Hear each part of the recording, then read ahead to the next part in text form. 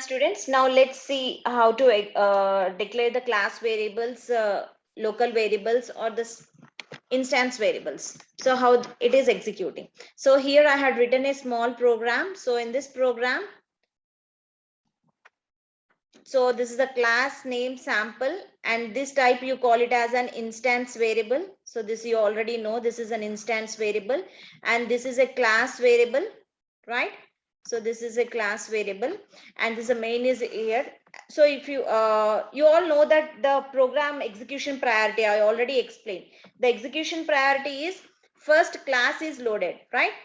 First class variables are stored. Class variables are stored. So next search for the static block. Search for static blocks. So if the static blocks are present, it execute, but in our program there are no static blocks. Next it search for the main method.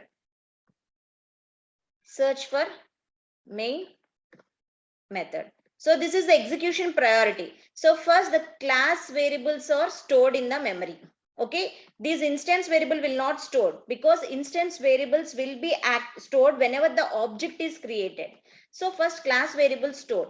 Next coming to the main program. Now here the objects are created, a D1 reference and D2 object reference. So new sample, one object is created with the reference D1 and another object is created with reference D2 reference. Okay, object reference. So two objects are created here.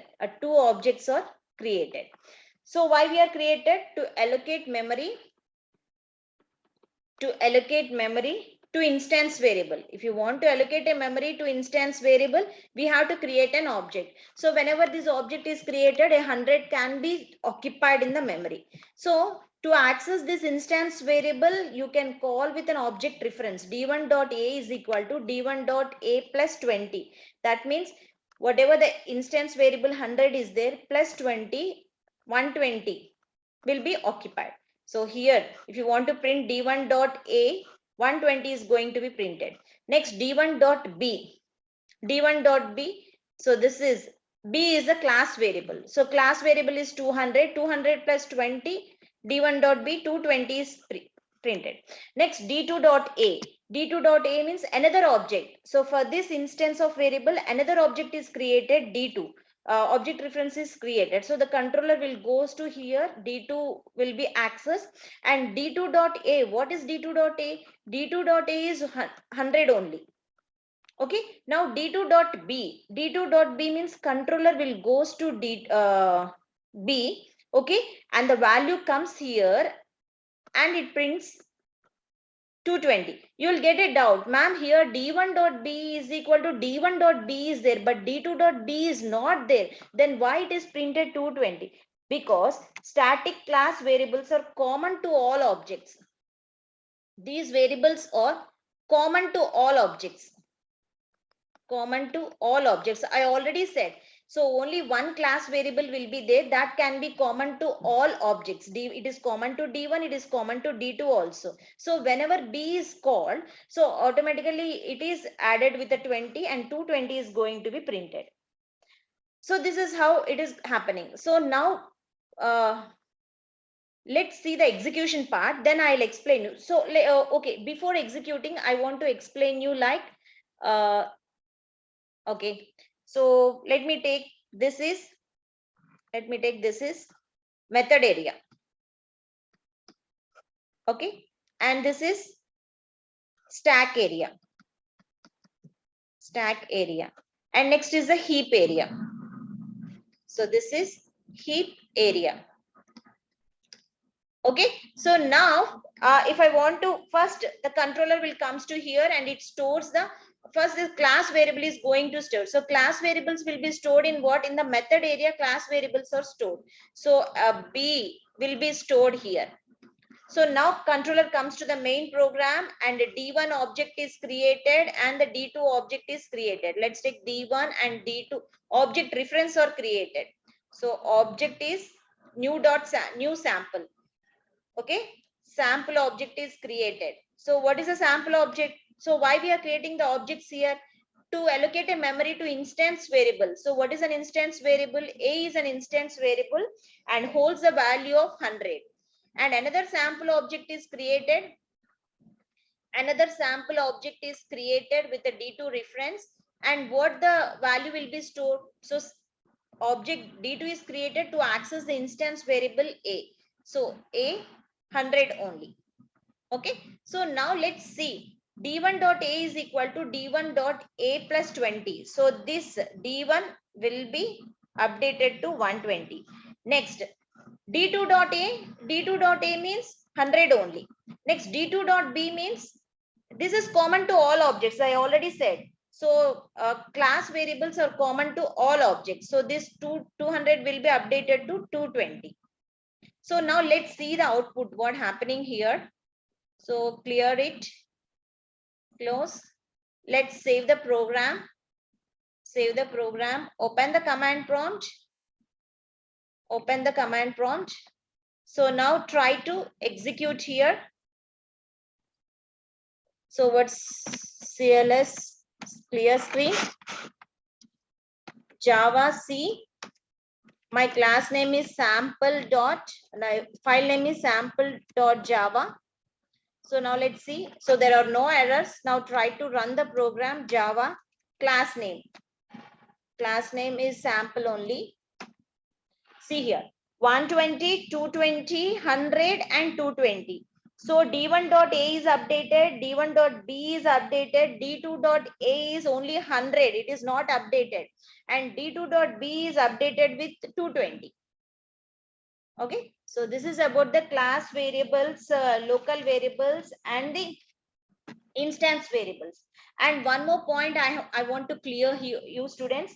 Local variables must be initialized before access. Otherwise, compile time error occurs because they don't get a default values. I'll explain that. Okay. So how the error is coming, I'll show you. I said local variables must be initialized. Must be initialized before access. Otherwise, here we are initialized. Okay, and here also we can initialize. Without initialize also you can write. So at the runtime it takes the zeros, but local variables has to be initialized before access. Otherwise compile time errors occur because they do not get default values. How? Let's see here. Okay, I'm just initializing the instance variable, and this is the class variable. Okay, I'm just taking one more variable, int z. I'm not initializing this value. So now let me remove all this. So let me remove all this. Okay, system dot, here I'm trying to print. Okay. System dot out dot println. I'm just calling here. I'm creating an object new sample dot x. I want to access the a. I want to access the instance variable. So I create an object. If you want to access the instance variable, you have to create the object. So new sample dot a. Okay. And let me take another system dot out dot println. So here I can access directly with the class name. The class variables can be accessed directly with the class name, right? Sample dot b. So directly with the class name. So now let's take, I'm just, so in local variables, you can access directly. I already explained local variables, you can access directly.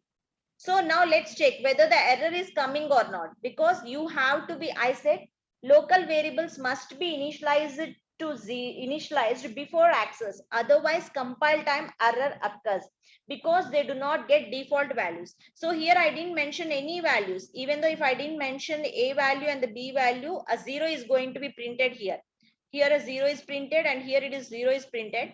But here, so anyhow, the program error will be occurred. So let's check what is the error.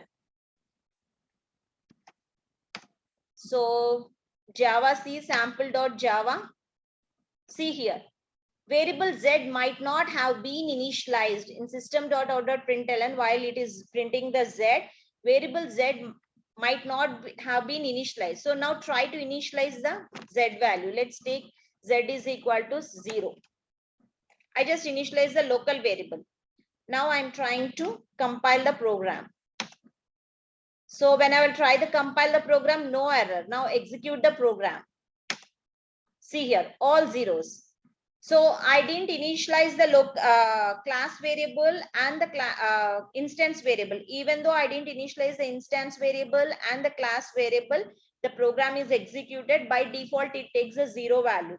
But local variables has to be initialized before access. This point is very important, students. Don't forget. So try to initialize the local variable if you want to access. Otherwise, the compile time error will occur. Okay. So see here 004. So default these values taken instance and the class taken 0, but local variable has to be initialized. If you didn't initialize, compile time error will be occurred. Okay. So I hope you understand the concept clearly. Still, if you're facing any doubts, please let me know. Thank you.